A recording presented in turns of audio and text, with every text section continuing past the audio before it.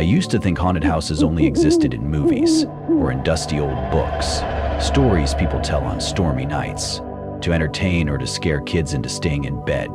But all of that, what I once believed to be fiction, collapsed in the winter of 2002 when Emily and I stepped into the Whitaker house. December 2002. Emily and I had just gotten married a week earlier.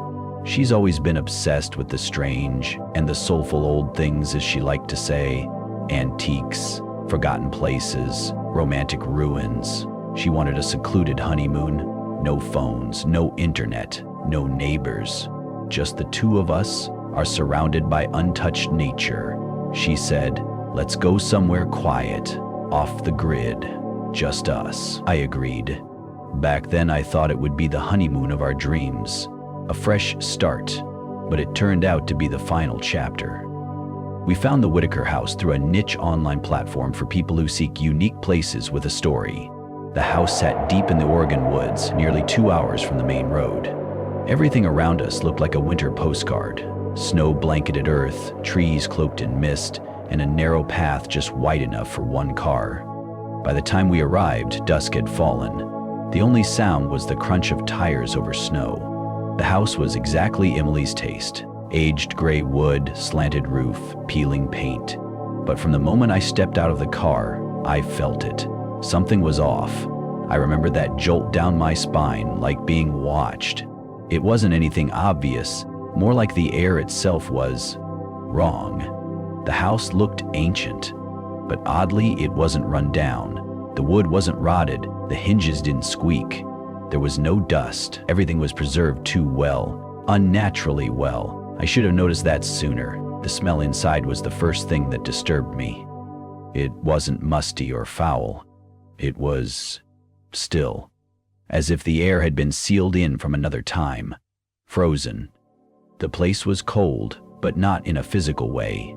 It was cold in the soul. The first day passed uneventfully. We ate dinner by the fireplace. Emily played music from an old cassette player, and we laughed because it only picked up one station, the weather forecast. Everything felt dreamy. Until the first night. Around 2 a.m., I woke up to footsteps, faint, rhythmic, coming from upstairs. When I turned on the light, nothing. Emily was still asleep. But my heart thundered in my chest. I brushed it off as wind, mice, or my imagination, like everyone always does. The next morning, Emily said she had a vivid dream. She saw a shadow in the corner of the room, watching her all night. A figure, faceless. She said it spoke in my voice, but cold and hollow, like wind through an old chimney. I laughed it off, but when I stepped outside, I noticed long footprints circling the house. Deep, wet. The strange part? There were only outgoing prints, none leading back, as if whoever it was had vanished into thin air. On the second day, I started hearing whispers. Dozens of overlapping voices beneath the floorboards. Unclear but rhythmic, like a chant. Men, women, children, blending into something old and incomprehensible. Emily didn't hear anything, but I saw her change. She grew quiet, distant, stared at mirrors too long, or into nothing at all. On the third day, we found an old rug in the kitchen curled up at the edge. Underneath it, a wooden trap door, covered for years by dust and disuse. Emily wanted to explore, said it would make for creepy vintage photos. I hesitated but gave in. I pulled it open. The stairs led into darkness. No light, just thick black air. And the smell, it wasn't mold, not decay. It smelled like decomposing time. Down there, we found a few old toys, a faceless rag doll, a wooden chair turned toward the wall, and a nearly destroyed notebook. The final page was scrawled in shaky handwriting. I made out only the last few lines. I hear it every night. It's not my son anymore. He speaks in the voice of the dead. God forgive me. The moment I finished reading it, Emily's nose began to bleed. She collapsed in my arms, and I felt something cold, like death itself, breathe across the back of my neck, cold enough to stop my heart. I started digging into the house's past. The Whitaker family lived here. in the 1930s. They had 3 children. The youngest, Benedict, vanished after allegedly murdering the family with an axe. His body was never found. Rumor has it, he didn't die, he changed, and now he's part of the house.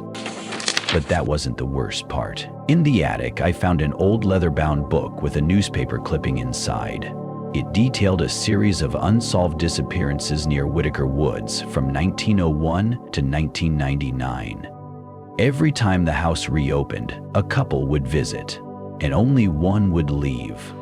Always the man, always with memory loss, always claiming he remembered nothing. That's when I realized I wasn't the first.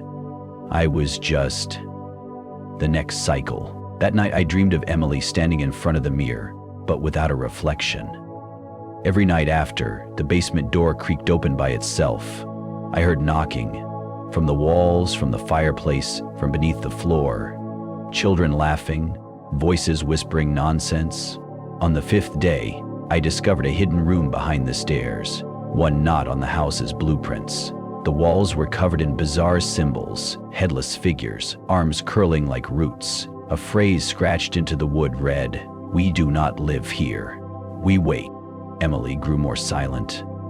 She'd stand for hours in front of the mirror, unmoving, not speaking. And I noticed she no longer had a reflection. One night, I saw someone else in the mirror, a boy, behind me, eyes black as coal, smiling. I couldn't sleep. The footsteps inside the walls grew louder. Then came the knocking, the scratching. I tore open a wallboard and found hundreds of scratch marks, nail marks clawed deep into the wood, like someone had once been buried alive in there. I found strands of hair, dried skin, a message. He's inside. Don't open it. But the most terrifying part was when I started dreaming exactly what Emily had before. Same shadow, same stare, and then, one morning, she was gone. No door opened, no sound, no sign, as if she'd never existed. I tore the house apart. Then I heard it. Her voice from the basement. "Mark, Mark, I'm here." I ran down. Nothing.